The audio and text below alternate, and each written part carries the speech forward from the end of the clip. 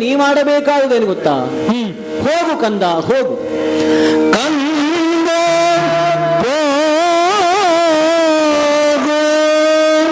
ಕಂದ, ನೀ ಹೋಗಬೇಕು ಕಂದ.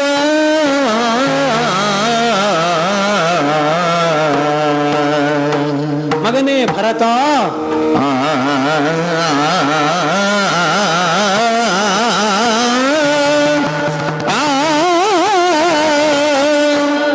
ಕಂದ ಭೋಗ ಯೋಧ್ಯ ನಗರಕ್ಕೆ,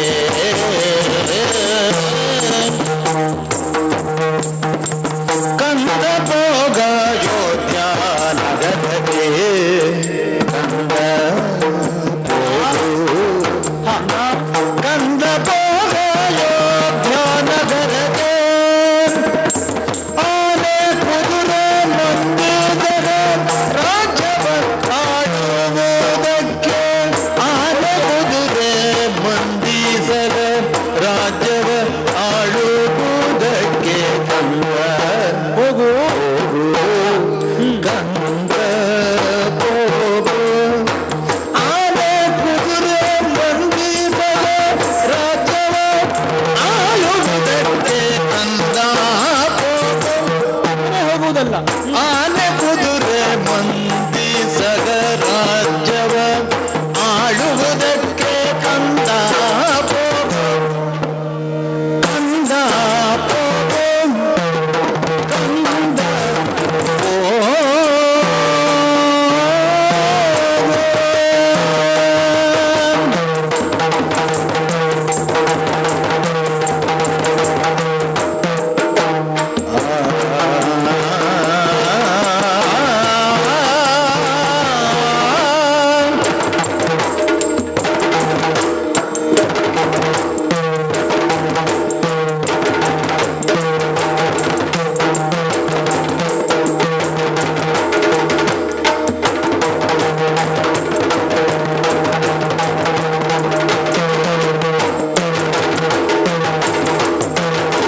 ಅಂದಿನ ದಿನಕ್ಕೆ ನಾನು ಲಕ್ಷ್ಮಣ,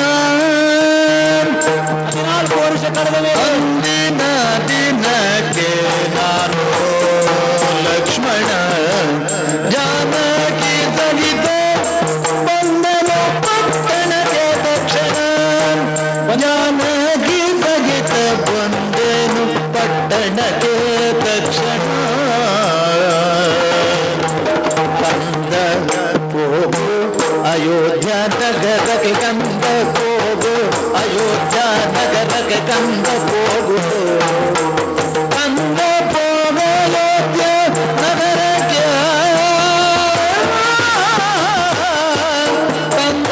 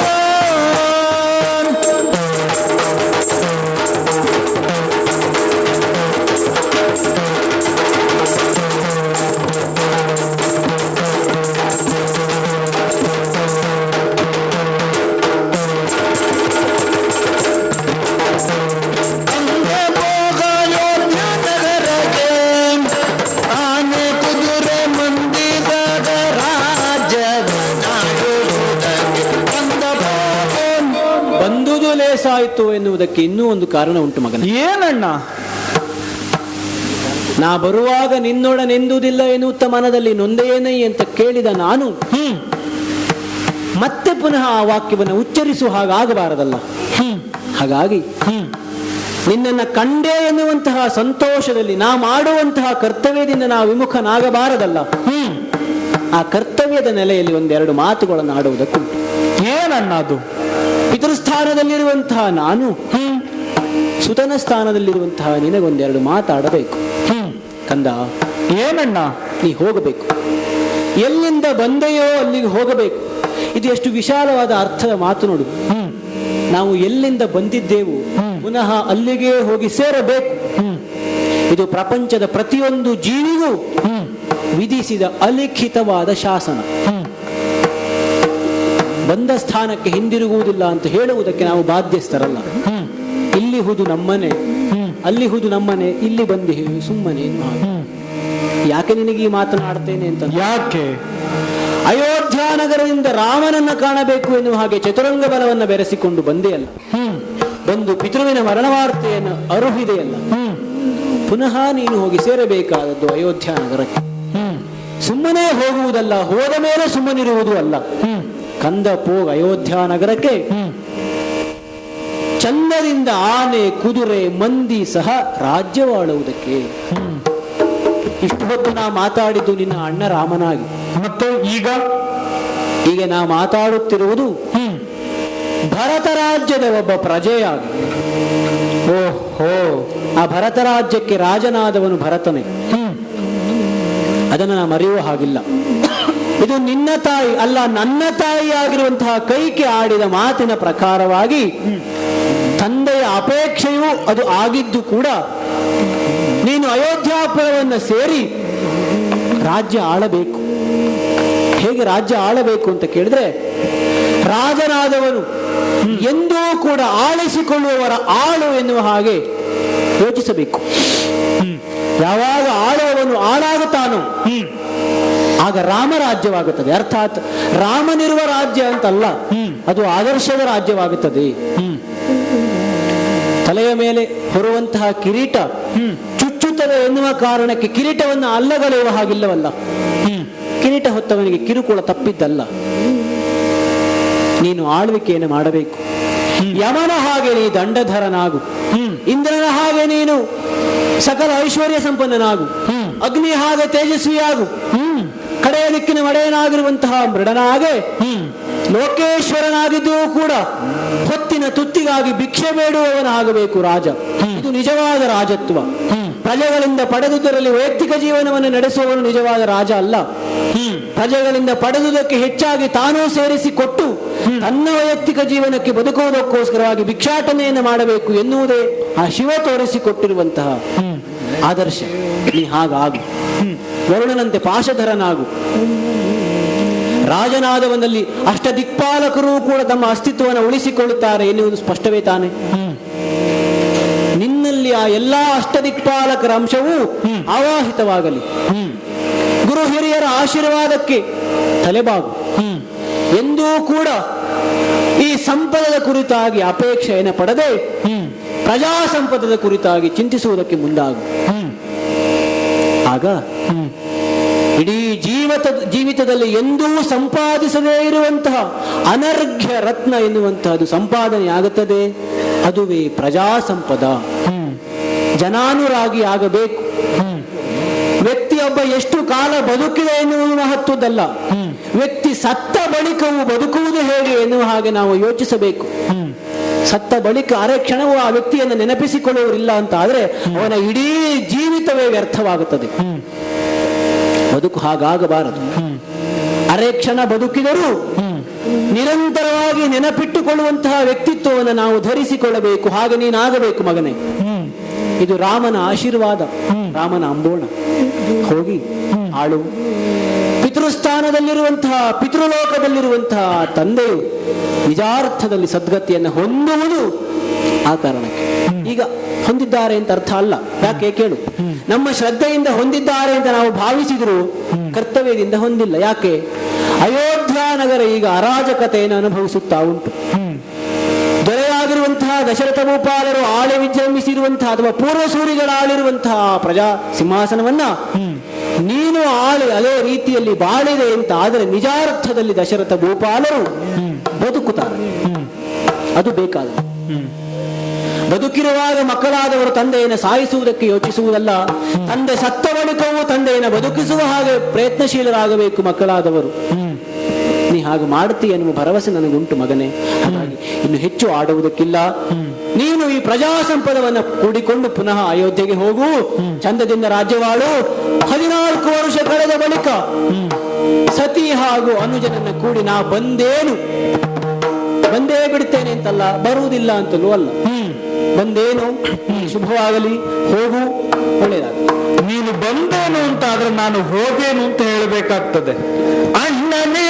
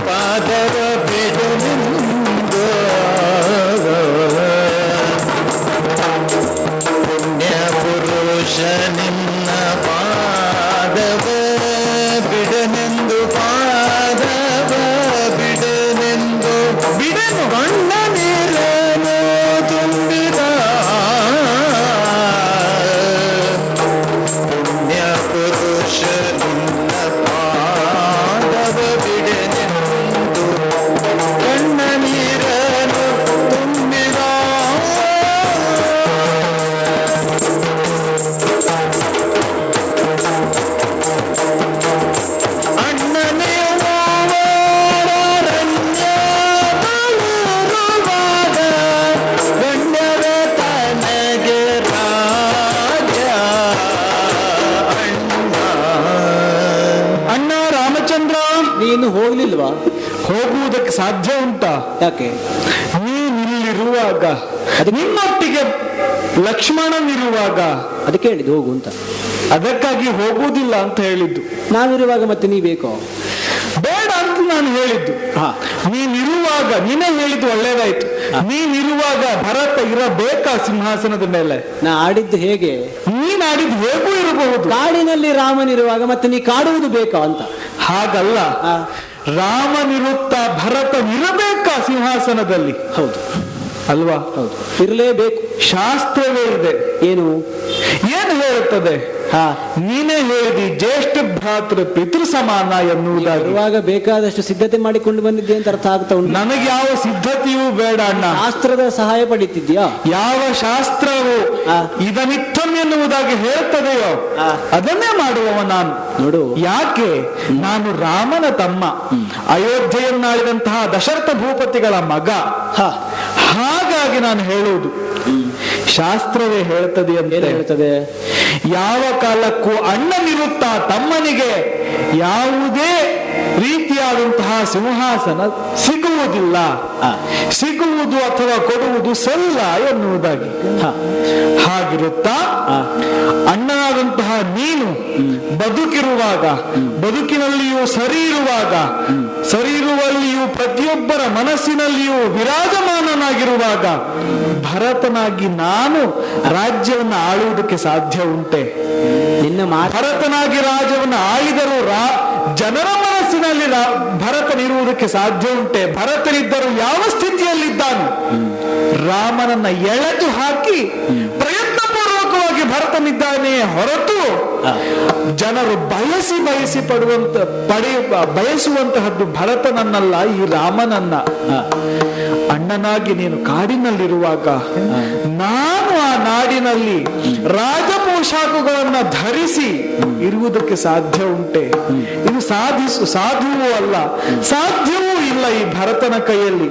ಆದ್ದರಿಂದ ನಿನ್ನ ಪಾದವನ್ನ ಬಿಗಿಯಾಗಿ ಹಿಡಿದುಕೊಂಡಿದ್ದೇನೆ, ಬಿಗಿಯಾಗಿ ಹಿಡಿದುಕೊಂಡಿದ್ದೇನೆ. ಬಿಡ್ಲಿಕ್ಕಿಲ್ಲ.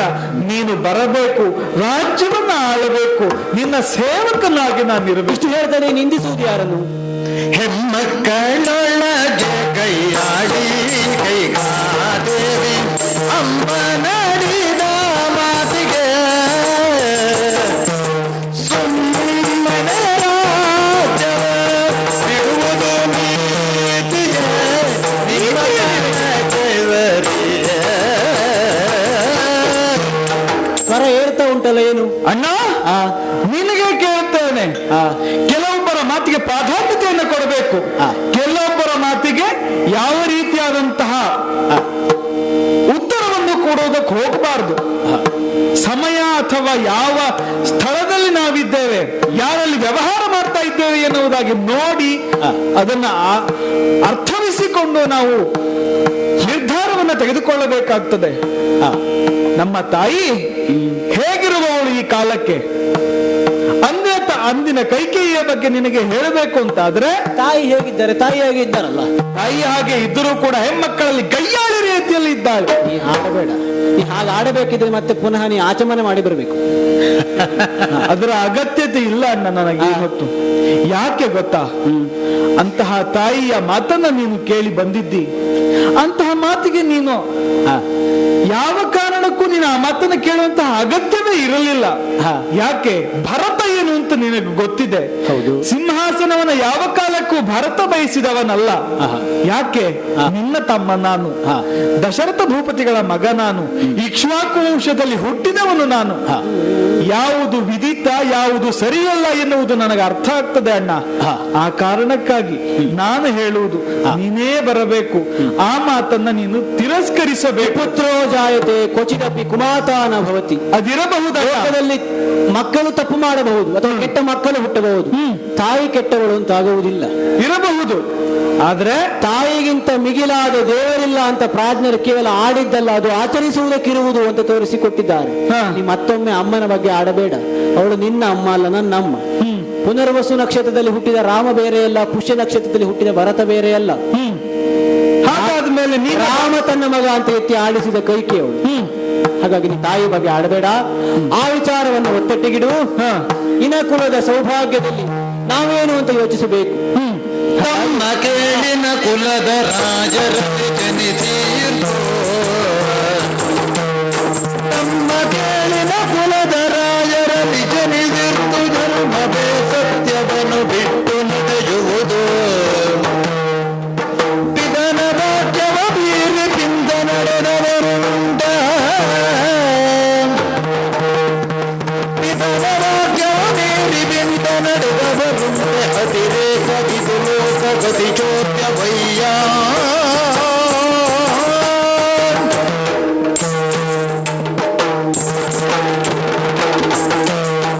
ಎಲ್ಲಿಯವರೆಗೆ ಸೂರ್ಯ ರಶ್ಮಿ ಪಸರಿಸ್ತದೆಯೋ ಅಲ್ಲಿವರೆಗೆ ಸೂರ್ಯವಂಶೀಯರ ಆಳ್ವಿಕೆ ಎನ್ನುವಂತಹದ್ದು ಸಿದ್ಧವಾಗುತ್ತದೆ. ಇದನ್ನು ಸಾಧಿಸಿಕೊಟ್ಟಿದ್ದಾರೆ ಪೂರ್ವ ಸೂರಿಗಳು. ನಮ್ಮ ವಂಶದ ಹಿರಿಮೆ ಏನು ಸಾಮಾನ್ಯ ಅಂತ ಭಾವಿಸಿದೆಯೋ, ಸೂರ್ಯನಾರಾಯಣನ ತೊಡಗಿ ನಮ್ಮ ತಂದೆಯರಾಗಿರುವಂತಹ ದಶರಥ ಭೂಪಾಲಯವರೆಗೆ ಆಳಿ ಹೋಗಿರುವಂತಹ ಅರಸರ ಸಾಧನೆಯನ್ನ ಹೇಳ್ತಾ ಹೋದ್ರೆ ಅದು ಮುಗಿಯದ ಅಧ್ಯಾಯವಾಗುತ್ತದೆ. ಖಂಡಿತ ಹೌದಣ್ಣ.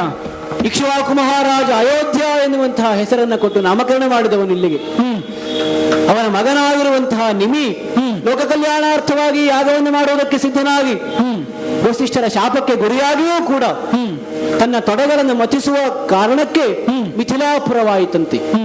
ಕೇಳಿದ್ದು ಮಾತು, ಬೇಡಿರು ಬಂದಿರುವಂತಹ ಪಕ್ಷಿಗೆ ಅಭಯವನ್ನಿತ್ತು ತನ್ನ ದೇಹದ ಮಾಂಸವನ್ನೇ ಒದಗಿಸಿಕೊಟ್ಟಿರುವಂತಹ ಮಹಾತ್ಮರು ನಮ್ಮಲ್ಲಿದ್ದಾರೆ. ಶಿಬಿ ಚಕ್ರವರ್ತಿ ಹೇಳಿದ ಸತ್ಯವ್ರತಕ್ಕೋಸ್ಕರವಾಗಿ ಹೆಂಡತಿ ಮಕ್ಕಳನ್ನು ಮಾರಿಯಾದರೂ ಕೂಡ ಸತ್ಯನಿಷ್ಠರಾಗಿ ಬದುಕಿರುವಂತಹ ಸತ್ಯ ಹರಿಶ್ಚಂದ್ರ ನಮಗೆ ಆದರ್ಶನಾಗಿದ್ದಾನೆ. ಬಲುಹಿನಲ್ಲಿ ಮಾಂದಾತನನ್ನು ಮೀರಿಸಿದವರಿಲ್ಲ. ಅಷ್ಟೇ ಅಲ್ಲ, ಅಜ ಮಹಾರಾಜ ಸ್ವರ್ಗಲೋಕದಿಂದಲಾಗಿ ಭೂಮಿಗೆ ಗಂಗೆಯನ್ನಿಳಿಸಿರುವಂತಹ ಭಗೀರಥ ಮಹಾತ್ಮನಿದ್ದಾನೆ. ಹಾಗೆ ಅಲ್ಲ, ಸತ್ತಿರುವಂತಹ ಪಿತೃಗಳಿಗೆ ಸದ್ಗತಿಯನ್ನು ಒದಗಿಸಿಕೊಟ್ಟವರವರಾಗಿದ್ದಾರೆ. ಸಗರ ಚಕ್ರವರ್ತಿ ಇದ್ದಾನೆ. ಎಂತೆಂತಹ ಮಹಾತ್ಮರು ಉದಿಸಿದವರು. ಇದೇ ಕುಲದಲ್ಲಿ ದಂಡಕನೆನ್ನುವಂತಹ ಒಬ್ಬ ಮೂಢನು ಹುಟ್ಟಿದವನಾಗಿದ್ದಾನೆ. ಶುಕ್ರಾಚಾರ್ಯರ ಮಗಳಾಗಿರುವಂತಹ ಅರಜೆಯನ್ನೇ ಕಾಮಿಸಿ ಶುಕ್ರಾಚಾರ್ಯರಿಂದ ಶಪಿತನಾಗಿ ತನ್ನನ್ನು ನಾಶಪಡಿಸಿಕೊಳ್ಳುವುದರ ಜೊತೆಯಲ್ಲಿ ಸಮಸ್ತ ನಾಡನ್ನು ಶಾಪಕ್ಕೆ ಗುರಿಪಡಿಸಿ ದಂಡಕ ಅಸುನಿಗಿ ಆ ಪ್ರದೇಶವೇ ದಂಡಕಾರಣ್ಯವಾಗುವ ಹಾಗೆ ಮಾಡಿದ. ಈ ಎರಡನ್ನೂ ನಾವು ಗಮನಿಸಬೇಕು. ನಾವು ದಂಡಕನಂತಾಗಬಾರದು, ದಂಡಧರನಾಗಿರುವಂತಹ ರಾಜರ ಹಾಗಾಗಬೇಕು ಎನ್ನುವ ಹಾಗೆ. ಅಂತಹ ವಂಶದಲ್ಲಿ ಹುಟ್ಟಿದವನು ನೀನು ತಮ್ಮ. ಹಾಗಾಗಬಾರದು ಅಂತಾದ್ರೆ ರಾಮ ನಾಡಿಗೆ ಬರಬೇಕು. ಹಾಗಾಗುವುದಕ್ಕಿಲ್ಲ ಅನ್ನುವ ಭರವಸೆಯಲ್ಲಿ ನೀ ರಾಜನಾಗಬೇಕು ಅಂತ ದೃಢವಾಗಿ ಆಡ್ತಾ ಇದ್ದೇನೆ. ಹಾಗಾಗಿ ನೀನೊಬ್ಬ ಪ್ರತಿ ರಘುವಾಗಬೇಕು. ರಾಘವ ಎನ್ನುವುದು ನನಗೆ ಹೆಸರಾದರೂ ಕೂಡ ಅದಕ್ಕೆ ಅನ್ವರ್ಥನಾಗಬೇಕಾದವನು ನೀನು. ಪ್ರತಿ ಹರಿಶ್ಚಂದ್ರನಾಗಬೇಕು, ಪ್ರತಿ ಶಿಬಿ ಆಗಬೇಕು, ಪ್ರತಿ ದಶರಥನಾಗಬೇಕು. ಇದು ನಿಜವಾದಂತಹ ಸಂಗತಿ. ಹಾಗಾಗಿ ಇನಕುಲದ ರಾಯರಲ್ಲಿ ಜನಿಸಿದ ಮೇಲೆ ಸತ್ಯದಲ್ಲಿ ತಪ್ಪಿ ನಡೆಯುವುದಕ್ಕೆ ಸಾಧ್ಯ ಉಂಟು ಹೇಳು? ಖಂಡಿತ ರಾಜ್ಯವನ್ನು ಅಲ್ಲಗಲದೆ ಅಂತಾದ್ರೆ ಏನಾಗುತ್ತದೆ? ತಂದೆ ಮಾತಿಗೆ ತಪ್ಪಿದ ಹಾಗಾಗುತ್ತದೆ. ಅರ್ಥ ಮಾಡಿಕೊ. ಯಾಕೆ? ಮಾತು ಕೊಟ್ಟಾಗಿದೆ, ನಾಲಿಗೆಯಿಂದ ಆಡಿದ ಬಳಿಕ ಪುನಃ ಹಿಂದೆ ತೆಗೆದುಕೊಳ್ಳುವುದಕ್ಕಾಗುವುದಿಲ್ಲ. ಇದು ಲಿಖಿತವಾಗಿರುವ ಪರಂಪರೆಯಲ್ಲ, ಇದು ಮೌಖಿಕ ಪರಂಪರೆ. ಕತ್ತಿಯ ಮನೆಯಲ್ಲಿ ನಡೆದಷ್ಟು ಕಠಿಣ ಮಾತನ್ನ ಆಡಿದ ಬಳಿಕ ಹಾಗೆ ವ್ಯವಹರಿಸುವುದು ದಶರಥರು ಕೊಟ್ಟಾಗಿದೆ. ಒಂದು ವೇಳೆ ತಾಯಿ ಆ ವರಗಳನ್ನು ಕೇಳುತ್ತಿಲ್ಲ ಅಂತ ಆದ್ರೆ ದಶರಥ ರಾಜನಲ್ಲದ ರಾಮರಾಜ್ಯರಾದ ಮೇಲೆ ದಶರಥನಿಗೆ ಕೊಡುವುದಕ್ಕೆ ಹಕ್ಕಿರುತ್ತಿರಲಿಲ್ಲ. ದಶರಥ ರಾಜನಾಗಿರುವಾಗಲೇ ಸರಿಯಾದ ಕಾಲಕ್ಕೆ ವರಗಳನ್ನು ತಾಯಿ ಕೇಳಿದ್ದಾಳೆ. ಈಡೇರಿಸಬೇಕಾಗಿ ನಾನು ಹೊರಟು ಬಂದಿದ್ದೇನೆ. ಪಿತನ ಮಾತನು ಪಿಂದೆ ತಪ್ಪಿ ನಡೆದವರಿಲ್ಲ, ಹಿಂದೆಯೂ ತಪ್ಪಿ ನಡೆದವರಿಲ್ಲ. ಈಗ ತಂದೆಗೆ ಸ್ವರ್ಗಸ್ಥಾನ ಸಿಗಬೇಕು ಅಂತಾದ್ರೆ ಹಿರಿಯ ಮಗನಾದ ನಾನು ಪಿತೃವಾಕ್ಯ ಪರಿಪಾಲನೆಗಾಗಿ ವನಗಮನವನ್ನು ಮಾಡಿದ್ದೇನೆ. ಯೋಚಿಸು, ತಂದೆ ಕೊಟ್ಟ ಮಾತಿನ ಪ್ರಕಾರ, ತಾಯಿ ಕೇಳಿದ ಮಾತಿನ ಪ್ರಕಾರ ರಾಮನಿಗೆ 14 ವರ್ಷ ವನವಾಸ. ಹೌದು, ನಾನದನ್ನು ದೀಕ್ಷಾಬದ್ಧನಾಗಿ ಸ್ವೀಕರಿಸಿ ಆ ದಶರಥರಿಗೆ ಸ್ವರ್ಗಸ್ಥರಾಗುವ ಹಾಗೆ ಮಾಡಿದ್ದೇನೆ. ಭರತನಿಗೆ ಪಟ್ಟ, ನೀ ಪಟ್ಟವನ್ನ ಒಪ್ಪಿಕೊಳ್ಳಲಿಲ್ಲ ಅಂತಾದ್ರೆ ತಂದೆಯ ಮಾತಿಗೆ ತಪ್ಪಿ ನಡೆದ ಮಗನಾಗ್ತಿ. ತಂದೆಯ ಮಾತಿಗೆ ತಪ್ಪಿ ನಡೆದ ಮಗನೇನಾಗುವುದರಿಂದ ನಿನ್ನಿಂದಲಾಗಿ ಪಿತೃವಿಗೆ ಆ ಪಿತೃಸ್ಥಾನ ದೊರೆಯುವುದಿಲ್ಲ. ಹಾಗಾಗಬೇಕಾ? ಹಾಗಾಗ್ಲಿಕ್ಕಿಲ್ಲ. ಯಾಕೆ? ನಮ್ಮ ತಾಯಿಯೇ ಬಂದು ನಿಂತಿದ್ದಾರೆ, ಗೋಗರೆಯುತ್ತಾ ಇದ್ದಾರೆ, ರಾಮ ನೀನು ಬರಬೇಕು ಎನ್ನುವುದಾಗಿ ಹೇಳ್ತಾ ಇದ್ದಾರೆ. ಇಂತಹ ಕಾಲಕ್ಕೆ ನೀನು ಬರುವುದೇ ಸರಿ ಎನ್ನುವುದಾಗಿ ನನ್ನ ತತ್ವ. ಒಂದು ಉದಾಹರಣೆ ಹೇಳ್ತೇನೆ. ತಂದೆಯಾದವನೇ ಮಗನಿಗೆ ಏಕಾದಶಿ ವ್ರತವನ್ನು ಬೋಧಿಸ್ತಾನೆ. ಮರುಕ್ಷಣದಲ್ಲಿ ನೀನು ತಿನ್ನಬಹುದು ಅಂತ ಹೇಳ್ತಾನೆ. ಯಾವುದು ಮಾಡಬೇಕು?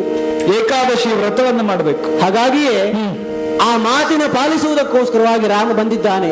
ತಾಯಿ ಮತ್ತೆ ಪುನಃ ಹೇಳಿದ್ರೆ ತಿದ್ದಿಕೊಳ್ಳುವುದಕ್ಕೆ ಅವಕಾಶ ಇಲ್ಲ. ಅದಕ್ಕಾಗಿ ಹೇಳಿದ್ದು ನುಡಿಯ ನಡೆ ಎನ್ನುವಂತಹದ್ದು ಕಠಿಣ. ಲಿಖಿತವಾಗಿರುವ ಶಾಸನವನ್ನು ಅಳಿಸಿ ಬರೆಯಬಹುದು, ಆಡಿದ ಮಾತನ್ನ ಪುನರುಚ್ಚರಿಸುವುದಕ್ಕೋ ಅಥವಾ ಅಳಿಸುವುದಕ್ಕೂ ಸಾಧ್ಯ ಇಲ್ಲ. ಹಾಗಾಗಿ ನಾ ಬರುವುದಕ್ಕಾಗುವುದಿಲ್ಲ. ನೀ ಏನ್ ಮಾಡಬೇಕು ಅಂತಂದ್ರೆ, ಇಷ್ಟು ಹೇಳಿದ ಬಳಿಕವೂ ಮತ್ತೆ ನೀ ಹಾಗೆ ಹಠ ಮಾಡುತ್ತಿ ಅಂತ ಆದ್ರೆ ಮಗನಾಗಿ, ಹಿರಿಯ ಮಗನಾಗಿ ನಾ ಕೊಡಿಸುವಂತಹ ಸ್ಥಾನವನ್ನು ಕೊಡಿಸಿದ್ದೇನೆ. ನೀ ತಪ್ಪುತ್ತಿ ಅಂತಾದ್ರೆ ಲೋಕ ನಿಂದನೆಗೆ ಗುರಿಯಾಗುತ್ತಿ. ಒಂದು ಪಟ್ಟವನ್ನು ಅಲ್ಲಗಲದೆ ಅಂತ ಆದ್ರೆ, ಜೊತೆಯಲ್ಲಿ ತಂದೆಗೆ ಪಿತೃಸ್ಥಾನದಿಂದ ವಂಚಿತರಾಗುವ ಹಾಗೆ ಮಾಡುತ್ತಿ ಅಂತ ಅದು ಭರತನಾಗುತ್ತಾನೆ. ಪಟ್ಟವನ್ನು ಅಲ್ಲಗಲದ್ರೆ. ಯಾಕೆ? ಮಾತು ಹಾಗುಂಟು. ಭರತ ಪಟ್ಟ ಸ್ವೀಕರಿಸಬೇಕಿತ್ತು, ಸ್ವೀಕರಿಸಿದ್ದಾನೋ? ಸ್ವೀಕರಿಸಲಿಲ್ಲ. ಹಾಗಾಗಿ ಕೊನೆಯಲ್ಲಿ ಮಾತಾಡುವುದೇನು ಅಂದ್ರೆ, ಎನ್ನೊಡನೆ ಹುಟ್ಟಿದ್ದ ತಮ್ಮ ನೀನಾಗಿದ್ದರೆ, ಎನ್ನೊಡನೆ ಜನಿಸಿದ್ದ ತಮ್ಮನಾದರೆ ನೀನು, ಎನ್ನೊಡನೆ ಜನಿಸಿದ್ದ ತಮ್ಮನಾದರೆ ನೀನು, ಎನ್ನ ಮಾತನು ಕೇಳು ಎರಡಿಲ್ಲದೋ.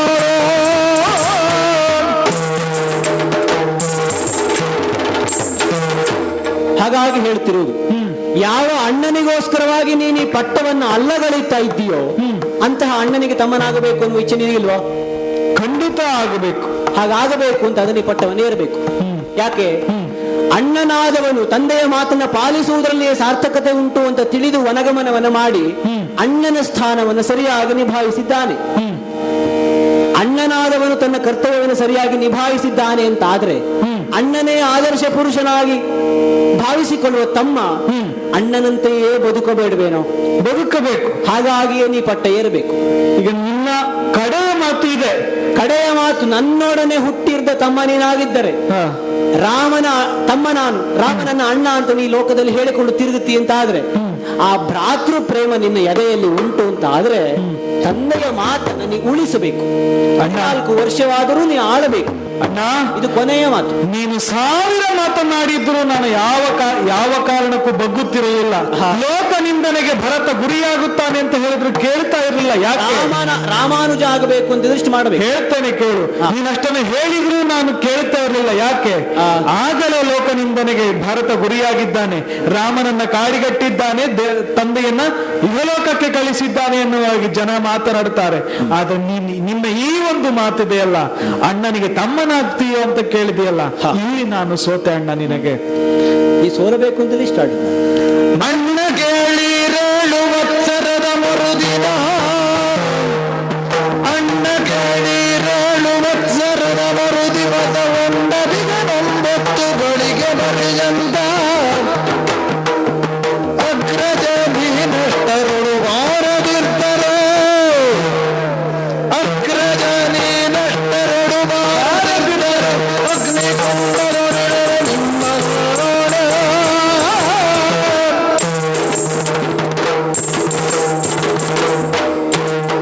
ಅಣ್ಣ, ನೀನಾಡಿದಂತಹ ಕಟ್ಟಕಡೆಯ ಮಾತನ್ನ ನಾನು ಕೇಳಿದ್ದೇನೆ. ಈ ಭರತನಾಡುವಂತಹ ಮಾತನ್ನ ನೀನು ಕೇಳುವುದಲ್ಲ, ಬರದಿಟ್ಟುಕೋ. ಬರೆಯುವ ಅಣ್ಣ, ನೀನು ಹೇಳಿದ ಹಾಗೆ 14 ವರ್ಷಗಳ ಕಾಲ ನೀನು ವನವಾಸವನ್ನ ಅನುಭವಿಸುತ್ತಿ ಅಂತಾದರೆ ಅದು ನನಗೆ ಶಿರೋಧಾರ್ಯ, ನಿನಗೂ ಶಿರೋಧಾರ್ಯ. ನಿನ್ನನ್ನೇ ಅನುಸರಿಸುವಂತಹ ನಾನು ಯಾವ ಕಾರಣಕ್ಕೂ ಸಾಕೇತಪುರವನ್ನ ಪ್ರವೇಶಿಸಲಾರೆ, ಪುರವನ್ನ ಪ್ರವೇಶಿಸಲಾರೆ. ಹಾಗಂತ ನಿನ್ನ ಮಾತನ್ನ ತಿರಸ್ಕರಿಸುತ್ತೇನೆ ಎನ್ನುವುದಾಗಿ ಭಾವಿಸಬೇಡ. ಇಲ್ಲಿರುವುದಕ್ಕೆ ನಾ ಬಿಡುವುದಿಲ್ಲ, ಇಲ್ಲಿರುವುದು ಇಲ್ಲ.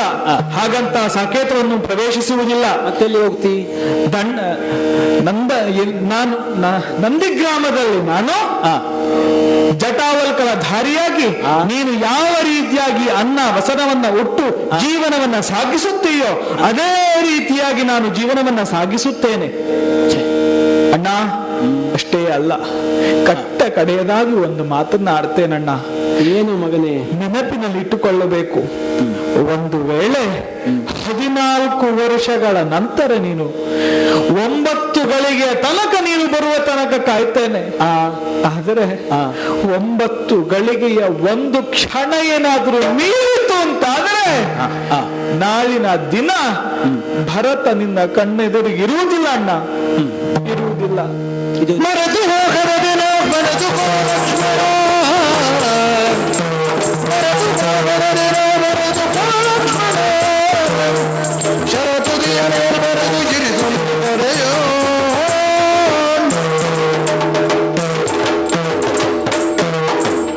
ಇದು ನಿನ್ನ ಕಡೆಯ ಮಾತು ಅಂತಾದ್ರೆ ಈ ಮಾತನ್ನ ಯಾವ ಕಾಲಕ್ಕೂ ನಾ ಮರೆಯುವ ಹಾಗಿಲ್ಲ.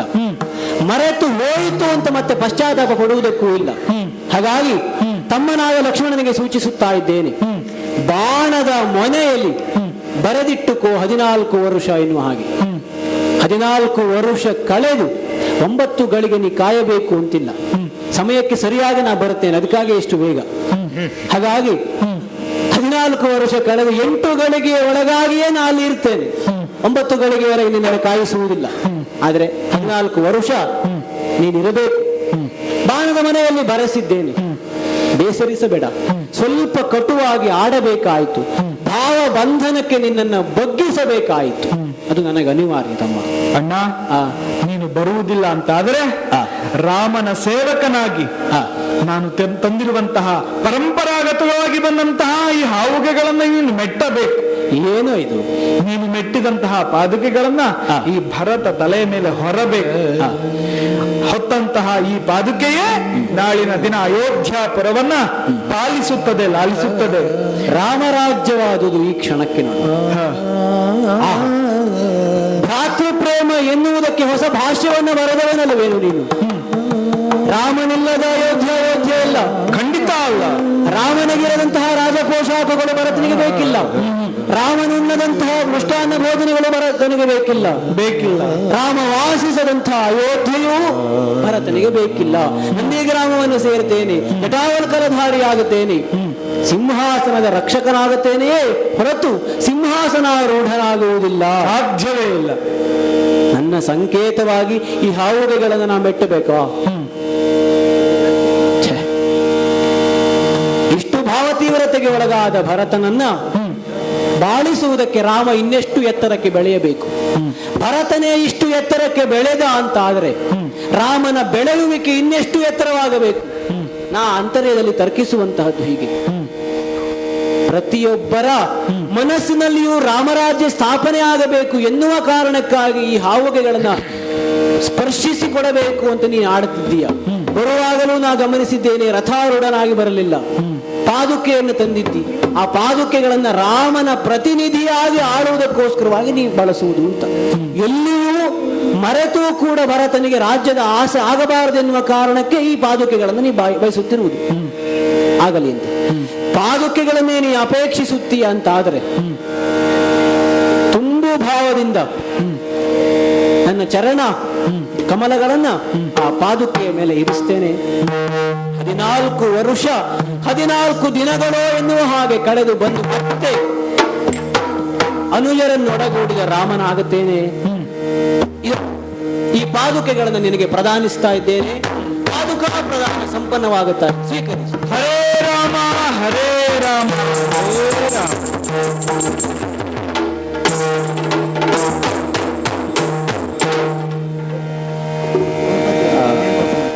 ದೇವಸೇನಾ ಪರಿಣಯದ ಒಂದು ಪ್ರಸಂಗದ ಪದ್ಯ ಒಂದು ಹಾಡಬೇಕು ಅಂತ ಅವಾಗ ಕೇಳ್ಕೊಂಡಿದ್ರು. ಅವಾಗ ಹಾಡ್ಲಿಕ್ಕೆ ಆಗಿರ್ಲಿಲ್ಲ. ಒಂದು ಪದ್ಯವನ್ನು ಈಗ ಹಾಡ್ತಾರೆ, ದಯವಿಟ್ಟು ಕೇಳ್ಕೊಂಡು ಹೋಗ್ಬೇಕು ಅಂತ ವಿನಂತಿ.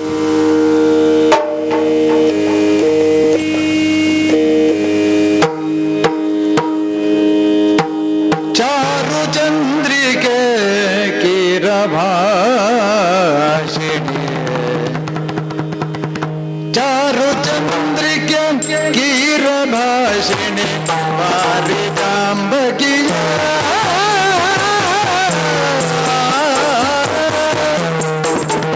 ಚಾರು ಚಂದ್ರಿಕೆ ಕಿರಭಾಷಿಣಿ ಪಾರಿಜಾಂಬಕಿಗೆ ನೀದಯರೋರಿ ಬಂದೆಯ ಸುಖಿಸನೆಂದನು ಮಾರನರಗಿಣಿಯೇ, ನೀದಯದೋರಿ ಬಂದೆಯ ಸುಖಿಸನೆಂದನು ಮಾರನರಗಿಣಿಯೇ, ಶೋಭೆ ಪನೀರಜಾನನೆ ನಿನ್ನ ಕಾಡುತ್ತ ಸಾರಸವು ನನಿಯೇ, ನೀರಜಾನನೆ ನಿನ್ನ ಕಾಡುತ್ತ ವರಶೃಂಗಾರೆ ನಿನ್ನ ನಡಿಗೆಗೆ ಮದವಾರಣವು ಸವಿದೆ, ಪುಷ್ಪ ಶರೀರ ನೀ ಕುಣಿನಾಡ ಹರಿಣಮಯೂರಗಳು ಕುಣಿಯೇ, ಭಾರಿ ಬಳಲಿಸಬೇಡ ತಲ್ಪವನೇರಿ ಮನುಮದ ಕೇಳಿಗಳು ರಸವಾರಿ ದಿಯಗಿರುತ್ತ ಮುದದಿ ವಿಚಾರ ಕೈಯುವ ಪಾರಿ ಬಾಬಾ ಪಾದು ಚಂದ್ರಿಕೆ ಕಿರಭಾಷಿಣಿ ಪಾರಿ ಜಾಂಬಕಿಯ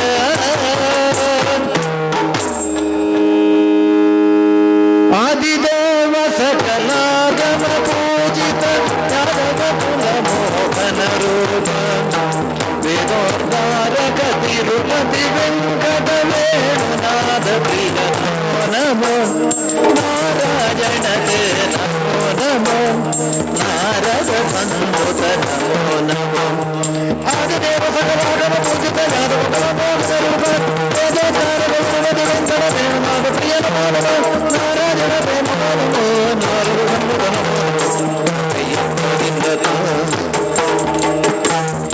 ನಮೋ ನಾರದ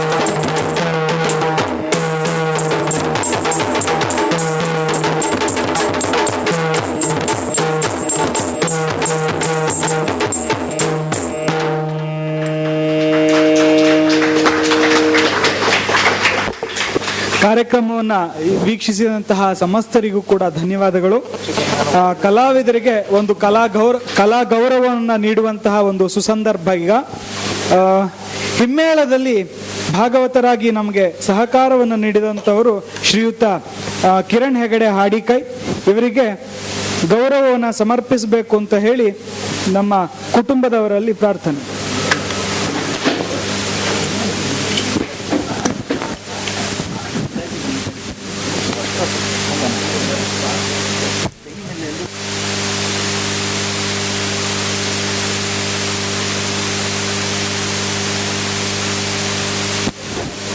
ಶ್ರೀಯುತ ಮಂಜುನಾಥ ಭಟ್ ಗುಡ್ಡೆದಿಂಬ,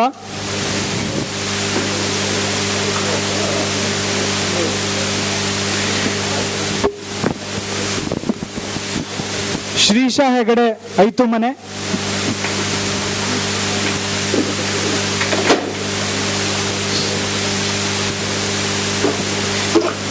ಮುಮ್ಮೇಳದಲ್ಲಿ ಶ್ರೀರಾಮನಾಗಿ ಪಾತ್ರವನ್ನು ನಿರ್ವಹಿಸಿದಂಥವರು ಶ್ರೀಯುತ ಶಿವಕುಮಾರ BA ಅಳಗೋಡು,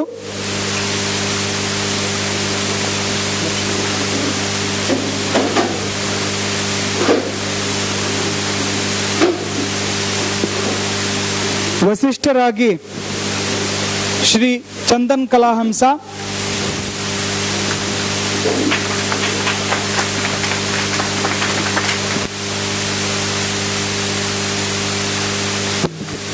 ಶ್ರೀಯುತ ಮದ್ಲೆಯಲ್ಲಿ ನಮಗೆ ತೆಂಕಿನ ಮದ್ಲೆಯಲ್ಲಿ ಸಹಕರಿಸಿದವರು ಶ್ರೀಯುತ ಅವಿನಾಶ್ ವಿಟ್ಲಾದವರು, ಅವರು ಬರಬೇಕು ಅಂತ ಹೇಳಿ ಕೇಳಿಕೊಳ್ತೇವೆ. ಒಂದು ನಿಮಿಷ.